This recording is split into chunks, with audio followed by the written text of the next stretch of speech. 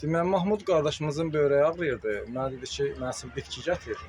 Mən dedim, bir dənə səbirli ol. Hələlik bir dənə get arpanı dəmlə iç. Sağalmasın, bitki gətirərəm. Mahmud qardaş, danış, özün dinə. Mən də qardaşın dediyinə, yəni baxdım, getdim, arpa aldım, gətirdim, dəmlədim, içdim. 3 gün ərzində 3 gün içmişəm mən.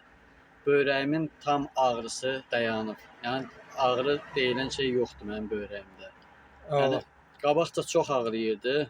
Qardaşın sözünə yəni şey elədim, getdim, aldım, gətirdim, dəmlədim, içdim, çox gözəl. Çox gözəl nəticə aldım o arpadan. Gözəl.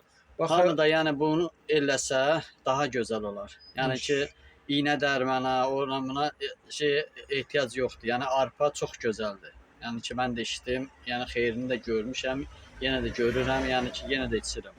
İnşallah.